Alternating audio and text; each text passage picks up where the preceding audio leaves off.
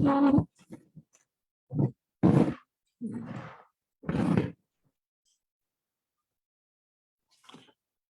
so we're on page 255. So we're now with the in the Mishkan, we had the covering of the that was then they had that which was made of the hide animal, a special one-horn kosher animal that was very colorful, and also the ram. So we had the shechting, the slaughtering. Then we had the skinning, removal of the hide. Then preparing the hide, it should be able to be used as a covering. So it has to go through a process. Then the hide was cut to size, it was scraped and cut to size. So these are all parts of this category. So we last spoke about shchita, the shechting, the slaughtering of animals, and all the ramifications, how it applies to dangerous animals. And then we have now on page 255, skinning. Part of the process was that they skinned the hides of the rams and the tachash, and that is the avmalacha, which is after the animal is no longer alive.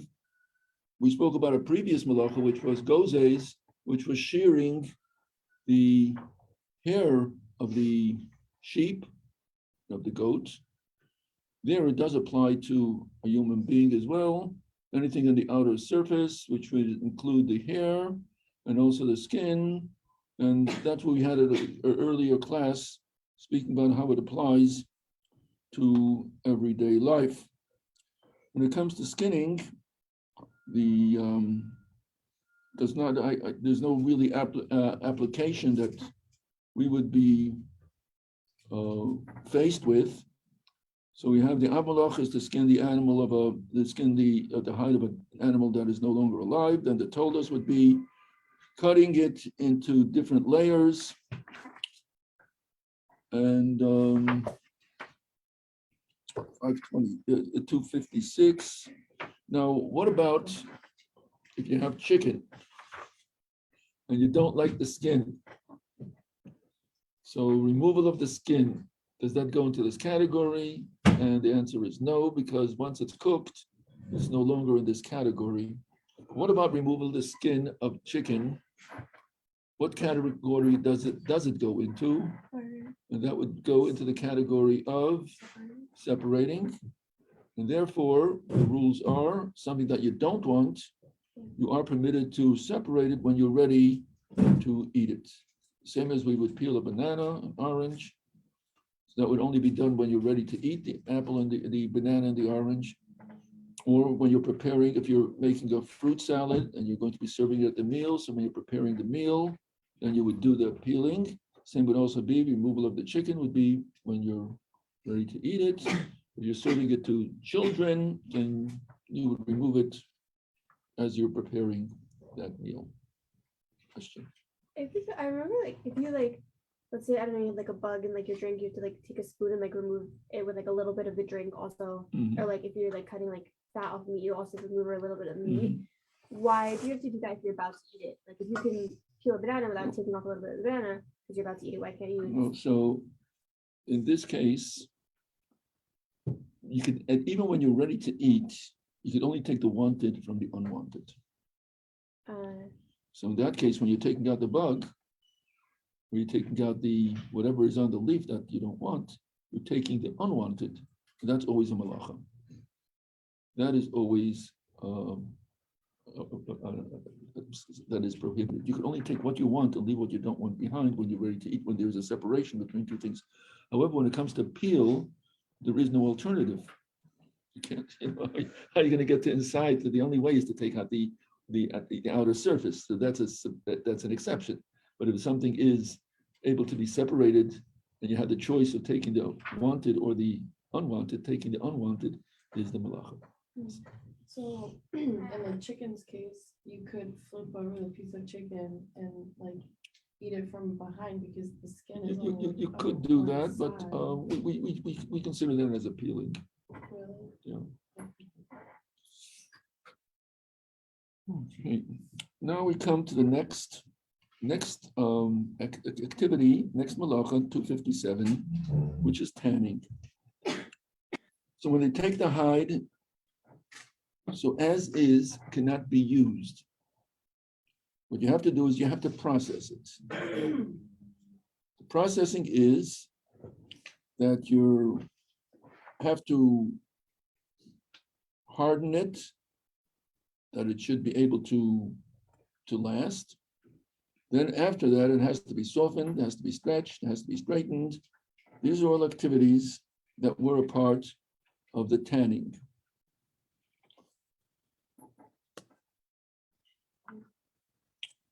So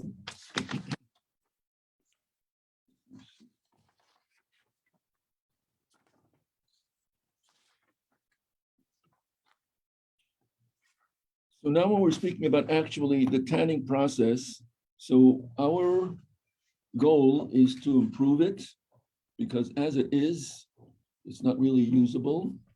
And then also to preserve it, it should be able to last. Now, what we're trying to do is make it into leather, and that has yes, different steps.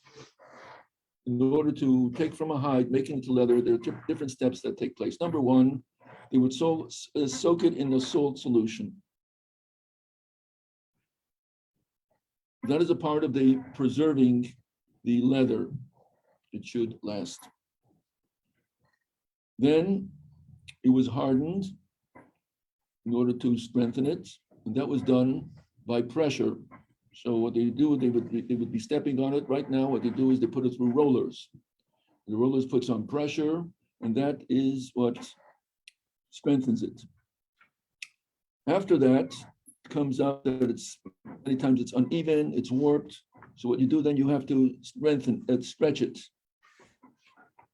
So what they do is that's the they put it on a frame, and they actually when they have that demonstration when they make tefillin. Tefillin is made out of leather. So you have the sofrim, you have the scribes who actually make their own leather for the tefillin. The same thing is also for the scraps of the tefillin. So they actually have a film of how they go through the process. So part of they actually put it on a frame, and they stretch it down. So that's the next part is stretching it. And then also, even as they're stretching it, they a box-like form. Then also it has to be softened at the end, which is they lubricate it, they oil it, they wax it, in order it should become soft and pliable. So then if you have like a leather jacket, so you don't want it to be as stiff as it, like a board, you want it to be wearable. Same thing when you're wearing gloves. As the leather is naturally, it would become hard and stiff like a board. And therefore they have that oiling and the waxing, and that what makes it to become pliable and soft. So these are the steps that it comes with leather. So, let's see this. Okay. So how does it apply to us? We're not leather makers.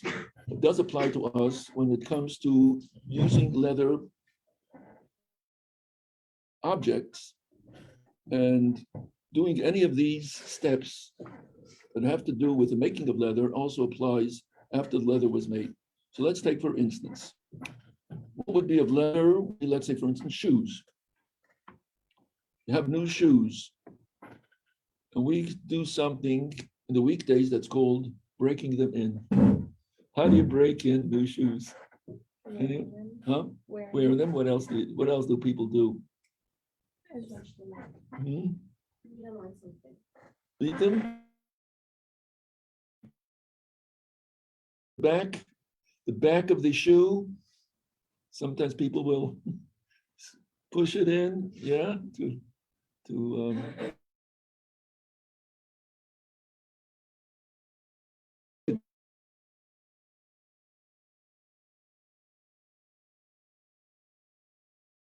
and make them wearable. So when it comes to Shabbos, you should have a comfortable shoe. Among the things that we said, so therefore, this would be softening. So you cannot soften the leather on Shabbos. Another thing that would be softening would be oiling them. You could not put on any oils on your shoes on Shabbos. That's in addition to, you cannot polish your shoes on Shabbos. That would be a part of this malacha, which is ma'abed, tanning, preparing leather. Another thing that part of this process we said was also to stretch the leather. How does it apply to shoes? Anyone? How does stretching apply to shoes? Well, wear them, you're wearing them in a natural way. You're not doing something specific to stretch your shoes. They stretch out when you wear them. No, but that's natural. You're not doing a deliberate act to stretch your shoes. You're wearing your shoes. Okay, but then you're putting it on. That's if it fits you, you're not doing anything to stretch them. You have something that's called a stretcher. Sometimes when you have tight shoes, you ever take them to the shoemaker? And they put it into a form. Never? And it's a form, and then they turn it, and it looks like it's the same size as as a foot, and then it expands. So as they do it, they put the expansion out, and it stretches it in the width or the length. So these are specific stretchers. Then you have something that's called a shoe tree. Anyone know what that is? Shoe tree? That is a metal. Describe it. Just to help it keep its shape though, so that it doesn't cave in. That's it. That's all what it does. So it's not a stretcher. What it does is it keeps the shape of the shoes. So people who do not wear their shoes every day, or they like to have a number of pair of shoes, they want them to keep their shape. So you have something that's called a shoe tree. You could buy it. And then you stuff in. And you put it in, right? So like what you're saying, if someone wants to wear cowboy boots on Shabbos, they can't put their shoe tree in it. If they're putting their shoe tree and they're wearing it with a shoe tree, that's No. fine. Oh no, I thought you were talking about the thing that like you put in it when you're waiting to wear it to keep it shaped. No. There's is the shoe does it have to become shaped? In other words, is as is, could it be worn? Could you wear it without putting in that? Oh, so it's a shoe tree is like you put it in with. Not without you. It's you're putting it in when there's nothing in the shoe except for that. That's going to keep the shape. No, you put it Yeah. in between. Yeah. While you're wearing it? No, not while you're No, wearing not when you're wearing it. Okay, so that's what we're speaking about now. So if you have your shoes, if you have your shoes that are wearable as is, and all the shoe tree is doing is keeping its shape, that is permissible on Shabbos. You could put it in, you could take it out. There's no issue that's being done. It's just maintaining that which is there. The problem would be is what happens if they became wet. You came in from the snow, you came in from the rain, stepped into a puddle, and now the shoe began to shrink. Now you're putting the shoe tree. Why is it being placed? What's its purpose?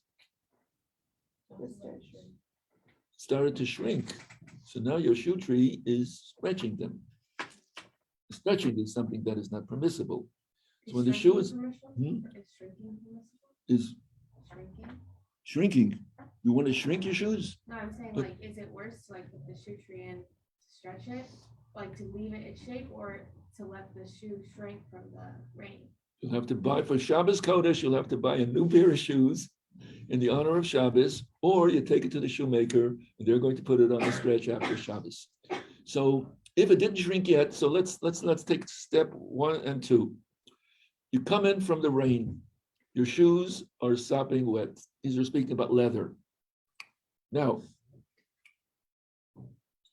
you were wearing them until now, so nothing shrank. Your foot was there.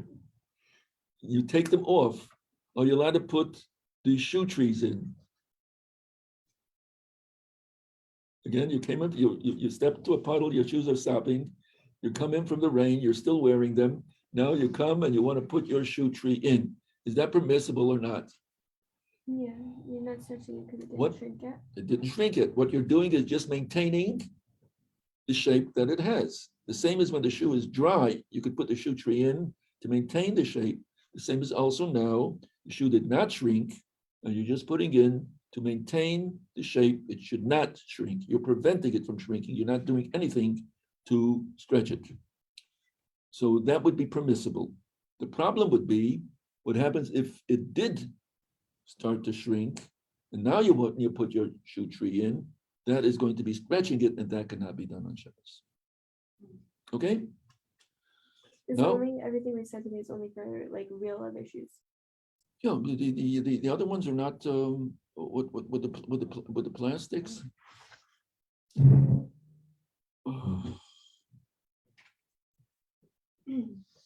I'd have to think about that. We're speaking now about leather, because that's the malacha. Now,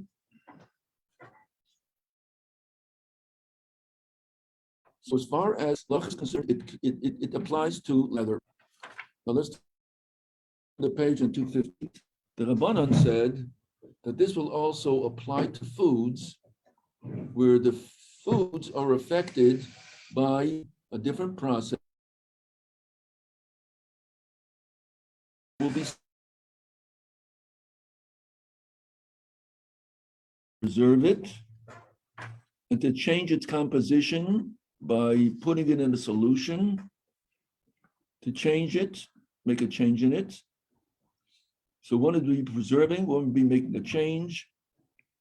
And then there's also in the tanning process, you also improve the texture. So now we have the same, Rabbanan also made this apply to foods. And that is something that does apply to us. So we have preserving and we have changing the texture. How do we preserve? Okay, let's take a guess in the order that this book has. So 258, we have changing in the tanning process, we changed by putting in a solution, a salt solution, a brine solution, we change the texture of the leather, of the hide. So the Rabbanan also applied it when it comes to foods. When the foods are changed by salt, which would include radishes, onions, garlic, cucumbers, when the salt makes it lose its bitterness and hardens it, or as beans and lentils, when they become salted, they become soft. So now, same thing also with cucumbers, they start to sweat, they change their texture, all the moisture comes out. So this is similar to tanning, and therefore the Rabbanan said that using salting items that change their raw foods, that change their texture by the salt, cannot be done on Shabbos. So what may you do? You could salt each piece by itself. You'd eat them immediately without delay, so nothing changed from the time you salt it to the time you eat it. So most of foods, the salt doesn't change the. So it's a difference between raw foods and cooked foods. And now in a salad, there are onions, there are cucumbers, different vegetables that do change through the salting. So if you want to make a salad, so right now we said it is permissible to salt each individual item and then eat them as you're going along. In different communities, there was a salt dip dish in front of them, a little salt dish. They would dip it and eat it. This was done even during the weekdays. I don't think that's our lifestyle. Is anyone still there? First of all, people are discouraging all that salt. And secondly, I don't think anyone now knows will have a salter, they just dip it in and eat it as they go along. But it was at one point that was a style of living. So now what momentum will come to it. What happens now, if you want to have a salad, you're not going to take each one separately and eat them as you do. So what do people do when they have a salad that has raw vegetables in them? What is done to make the salad on Shabbos? Anyone? Add oil. Add? Oil. Okay, add oil, add vinegar, add a liquid. And what is the purpose of the oil and liquid? What is its purpose? To weaken the strength of the salt. Once the salt is weakened, it will not make a change in the composition of the vegetables that you are eating. So that's the rule. If you're not going to salt them, if you're having vegetables, you're not salting them, there is no issue. Eat them as is. You do not have to have a dressing with your vegetables if you're not going to have any salt in them. If you are going to add salt, then the salad should have a dressing. You can make any dressing that you wish. It doesn't have to be an oil dressing. It doesn't have to be a vinegar dressing. It could be any dressing that will affect the salt, that will weaken the salt. So, okay, next question. If you let's say you would cut, you'd use half a red onion in a salad, the other half, you can't put salt on it to put it back in the fridge. So would you just throw it out, or could you put salt with oil? Yes, salt Put oil is salt fine. with oil to Yes. save it. Yes. Yes. If you make salads before Shabbos. Mhm. Then you're not You don't restricted. need Whatever oil. one you, if you're doing it before Shabbos, you're not restricted in anything that you do. So as far as the peeling is concerned, as far as the preparation, the salting, whatever else you wish may be done You before can Shabbos. only salt the salad, you put oil on it also. Excuse me, it's recommended to put the liquid first and then the salt. If it's going to be done immediately, technically it would be permissible, but we encourage. Or like lemon juice, could you put the lemon juice on and then put the salt? Yeah. Why do you put the liquid on first? To later when the salt is going to come, it's not going to have its strength to begin with. Okay. It's not going to change the composition of the And vegetables. the salting meat, you're not supposed to do, right? Now, let's now look at the last paragraph on page 258. Foods that do not change their characteristic when salted, it's only improving the taste. That would be foods that are cooked. Cooked meat, cooked fish, cooked soup. Again, if it's not too hot, we don't want to cook this salt. But so then that could be done without any dressings because it's not changing the characteristic of the foods that are being salted. So anything cooked you can put on. Hmm? So then what's it do with chilling? Why do people not Oh, so that then it's not an issue of changing the composition of the cooked item. The concern is about cooking the salts. It's a cooking issue. In other words, once the cholent cools down and it's not going to cook up the salt, and there's no issue. The salting itself is giving the taste to the cholent is not the issue. It matters how hot the cholent is. So we said welcome to you. We said that when it comes to cooking, so when it comes to liquids, we said there's kli rishon, the urn, the source of heat is number one. Putting into your first vessel is number two, removed from the original urn. Second vessel is number three from the original urn. You see, once you've gone from taking it to a first vessel, it cools down to a second vessel, it's not going to be doing any cooking. But now we have, what about a salad? So what's happening is we're cooling down the liquid as it's going from one vessel to the other. The fact that you're pouring, the fact that it's going into a vessel, the vessel itself is cold. It takes time for the hot liquid to heat up the vessel. Meanwhile, it's losing its heat So it's constantly, the heat is constantly diminishing. However, that's only when it comes to a liquid. When it comes to a solid, the solid maintains its heat. Even if you put it into condition, in the klisheni, in the klishlishi, if the solid did not cool down by itself, it still has the status of still being hot enough to be able to cook. However, when you have a cholent that isn't a liquid, it's a very soupy cholent, then we give it the same status as a soup. We don't consider it a solid, we consider it as a liquid. So if the cholent is a liquidy one, so then it will make a difference between klisheni, the klisheni, klishlishi will make a difference to the cholent that is soupy. But if it's a solid cholent, the same thing would be solid, chicken or any other. Oh, the question was salt and cholent. I'm saying, so does it answer your question? Yeah, because you can salt cholent. That's correct. Once it's cooled down a bit. Once it Because cooled if down, you put that's it on when fine. it's too hot, then You're you're cooking. worried that the Salt salt is is gonna gonna cook. cook the chocolate.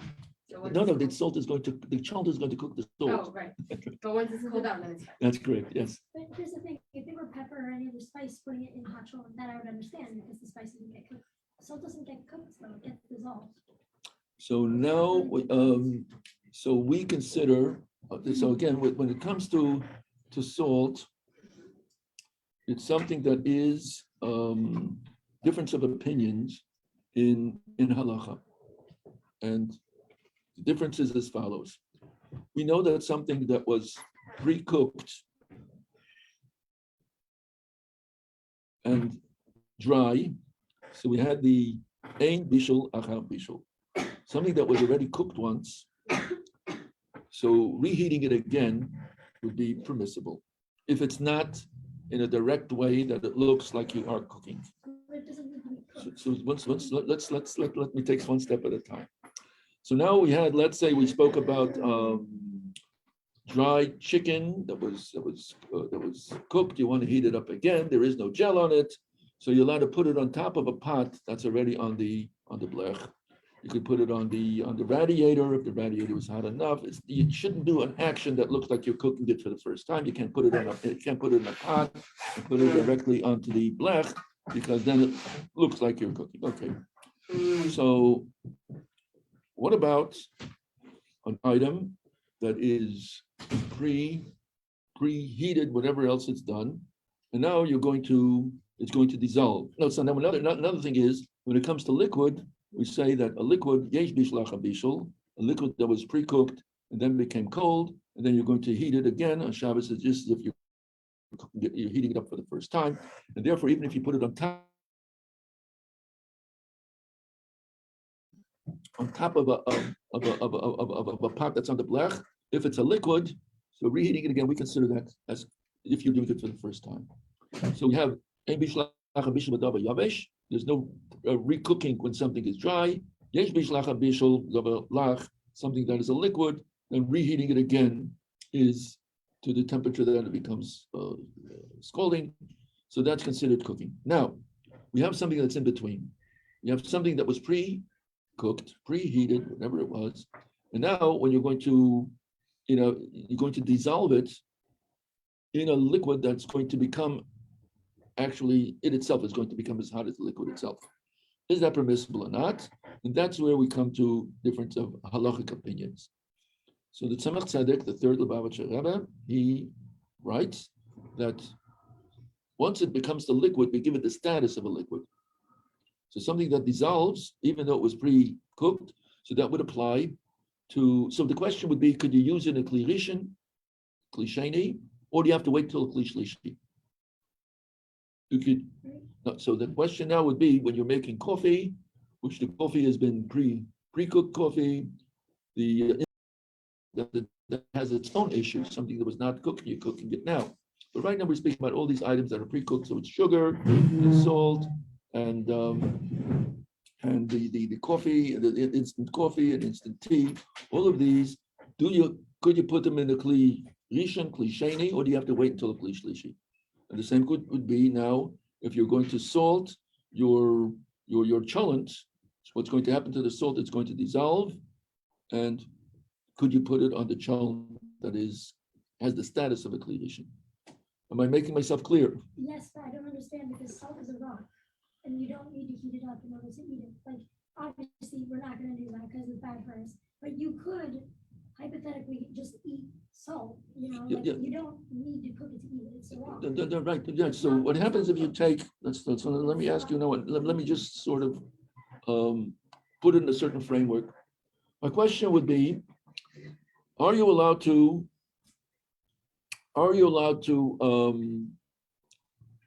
cook an apple on Shabbos? Can you cook an apple on Shabbos? Can you cook a carrot on Shabbos? Well, the thing is, Could the carrot be so eaten? something that you could eat raw, and people generally do eat raw, hold the same status as far as cooking goes, is something that you never see people eating raw. That's correct. That's correct. So anything that is cooked, changing its composition through heat on Shabbos is called cooking. So whether it is a carrot that you could eat raw, but it also when it's cooked, it changes. The cooking changes the Anything composition. that changes when cooked, Yes, whether you would eat it raw or not. that's correct. That's correct. So therefore, salt goes Whether in. pre-cooked or not. So therefore, salt goes into that category. Okay, but then, So even though it's rock-like, with the fact that the heat does change, dissolves the salt, that itself is the malacha. Okay.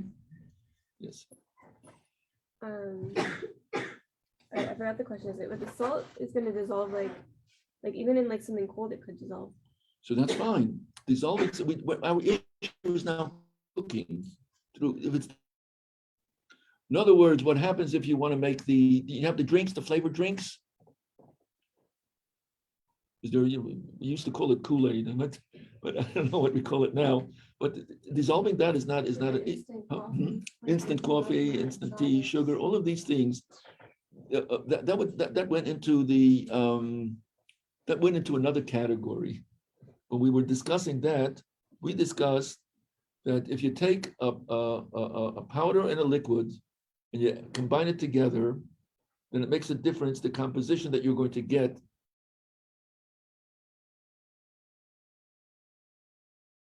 And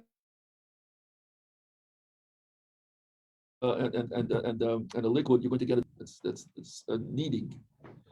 Now we said, what happens if you're going to add a powder and a liquid, and it's going to be pourable? That's lilaraka. That's going to be a soft batter, which means you could do it if you're going to change the order of how you combine the two, the powder and the liquid, and also the change of how you're going to stir it. It's crossing, pouring from one to the other, pushing. Then we had the third category, which was dissolving. In that case, that would not apply to making a dough because there's no substance that is there. It's all a liquid. That would be permissible. So our issue only with making the coffee was, or making cocoa,